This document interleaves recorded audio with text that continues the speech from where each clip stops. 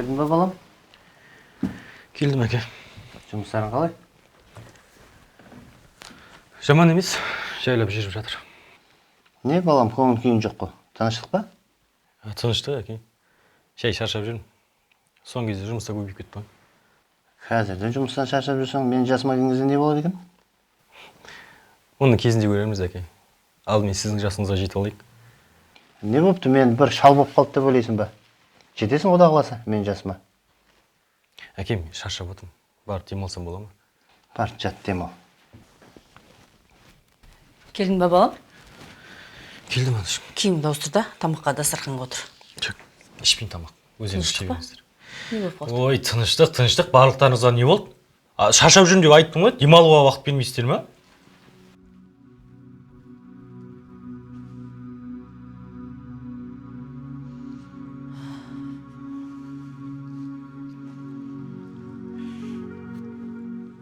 Отағасы, ана балаға не болып жүр?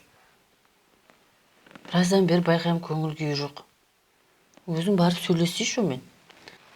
Шаршап жүрмін дейді ғой. Шаршаса демалсын дедің. Не деген еді маған?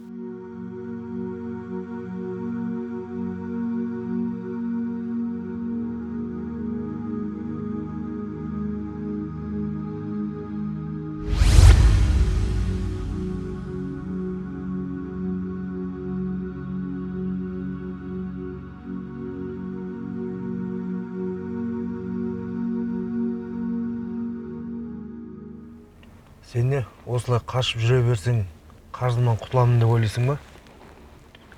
Сені сұрап тұрмын, не? Алғанда оллахи, бұллахи деп уәдені үйіп төктің.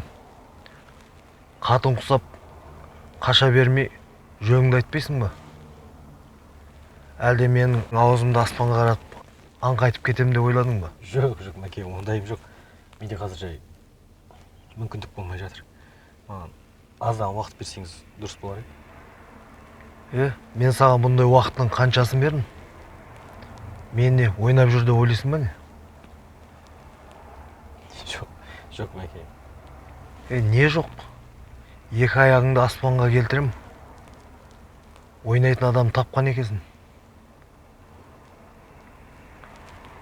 Саған 3 күн уақыт беремін. Қайтармайтын болсаң, өкпелеме. Ақшаны қайтармаған жағдайда өлдім дей бер. Ұқтың ба? Жоғал.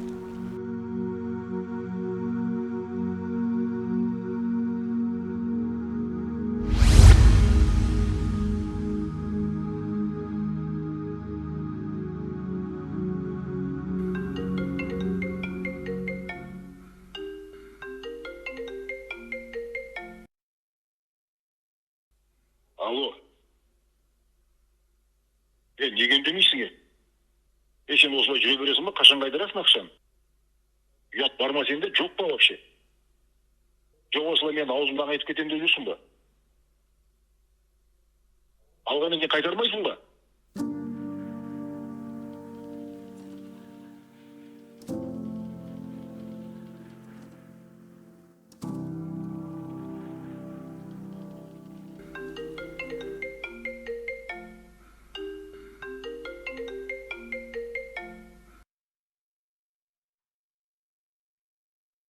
Алло, мен сізді қашанға дейін күтуім керек? Неге қайтармайсыз алған ақшаңызды? Менің бала-шағамның көз жасы сізді жібереді деп тұрсыз ба? Ұятсыз.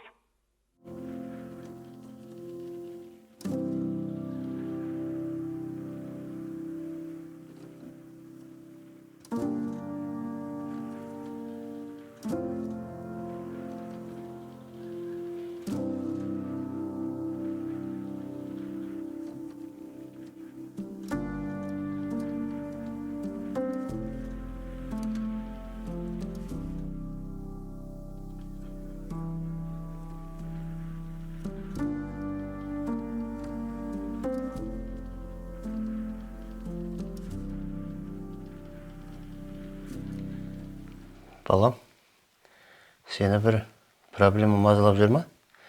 Егер де мазалап жүрсе айт. Жасырма. Жоқ әке, ешқандай проблема жоқ. Ана жақта шешең өлетін болды, бір нәрсеге ұрынып қалды ма деп. Ұрынып қалсаң айт, жасырмай. Неге ұрынам әке? Айттым ғой сіздерге шашарым деп. Және де уайымдай бермеңіздерші мені. Жарайды анда. Тыныш болса болды әйтеуір. Тыныш жүріңдерші әйтеуір.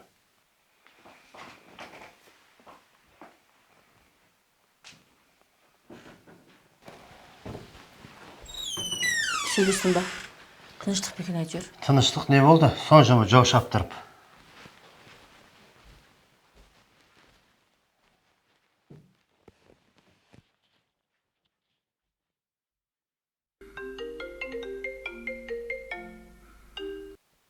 Алло.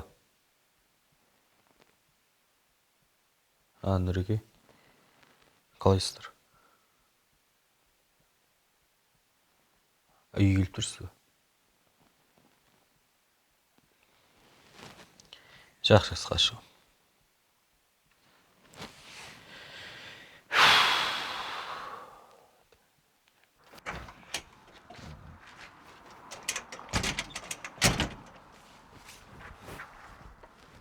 Қалайсың бағлан? Жаман емес, Нұреке. Жаман болмаса ақшаны қайтарсай, сенің артынан жүгіре беріп аяқтан тозатын болдық қой. Еркек ұқсап уәде беріп алдың ба? Еркек ұқсап сөзіңде тұрып қайтарсай? Менімен ойнай берме. Оңбай қаласың. Нұреке, қазір әрекет жасап жатырмын. Бұйырса барлығын қайтарам, уәде берем. Қашан? Нақты уақытын айта алмаймын. Бірақ міндетті түрде барлығын қайтарып берем. Шын айтам. Мен сенің уәдеңе тойдым. Жағдайыңды айтып, мән-жайды түсіндіріп, хабарласайын да демейсің ғой сен. Мен сенің бұндай алаяқ екеніңді білмеппін. Қысқасы, ақшаны дайындап қой. Таяуда мен келем. Мен саған тағы да қайталап айтам. Сен менімен ойнама. Ойының осып қалады.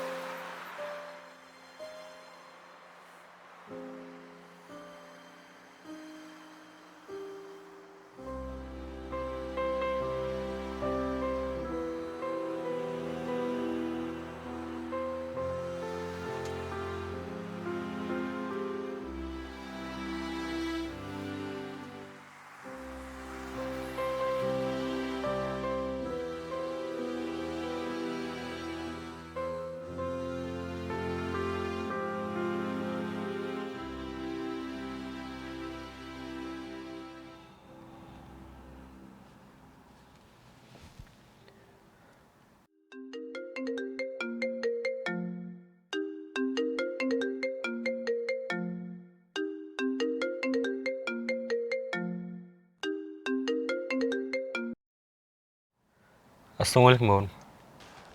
Уағалейкум ассалам, бауырым. Қалайсыңдар? Жақсы, шүкір. Сол сен бір көмегің керек болып тұр. Сөз жәрдем бе? Білмеймін енді. Болды, бауырым. Иншалла. Қолдан келгенше ғой. Мешіттесің бе? Жақсы.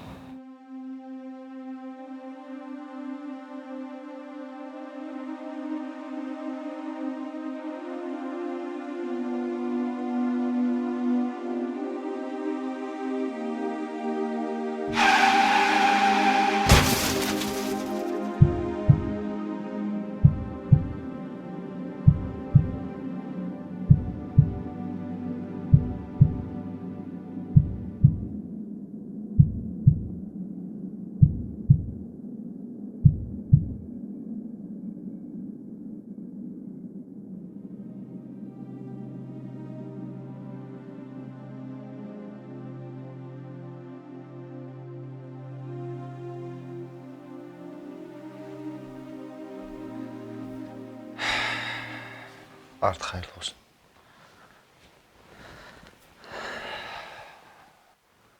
Сабыр сақтаңыздар енді. Сабыр.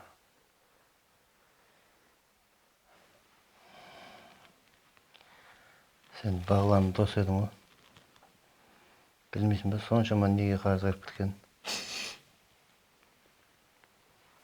Осы жағдай орын алмай тұрып, жарты сағат алдын маған хабарласқан. Жолығайық деп. Кейін осы жағдай болып отыр ғой.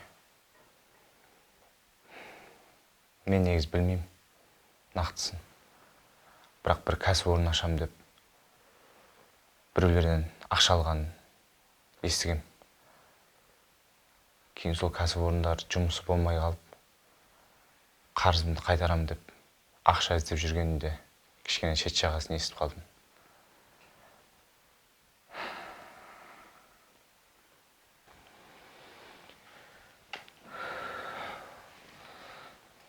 Мойында соншама қарыз бар. О дүниеде не болады екен оның жағдай?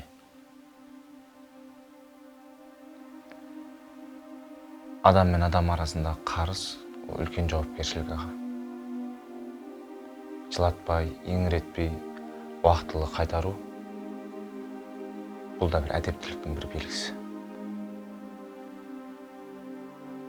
Әдейі не болмаса қасақана қарызды қайтармау бұл ешкімге де жақсылық алып келмеген. Керісінше, адам мен адам арасындағы сыйластықты бұзып, бір-біріне деген қарым-қатынас нашарлай түседі. Имам Раббани Хазіретлері айтады, қарызының бір тиынның болса да уақытылы қайтару бұл көп алтын садақа бергеннен де абзалырақ дейді. Негізі адам тірі кезінде қарызын қайтарып қойғаны дұрыс. Өйткені егер сол қарызын қайтара алмай бұл дүниеден өтіп кететін болса, өзіне де артында қалған отбасына да үлкен ауыртпашылық тудыратын айдан анық. Алла Тағала мүминнің өз хақын кешіруі мүмкін, бірақ адам алдында қарызын кешіре алмайды. Оны тек сол қарыз иесі ғана кеше алады. Пайғамбарымыз саллаллаху алейхи ва саллям борышы өтелгенге дейін мүминнің жаны оның қарызына байланысты деген. Яғни мүмин мойнындағы қарызбен бұл дүниеден өтетін болса, оның о дүниедегі жағдайы белгісіз. Тіпті мүмин шахид дәрежесінде болса да, өзінің берешегі себептерімен сол дәрежеге жете алмай тұрады екен. Сол мойнындағы қарыз құтылса ғана өз дәрежесіне жетеді екен. Сондықтан біз жаназа намаздарында әуелі қарызы бар ма еді деп сұраймыз. Егер қарызы бар болса,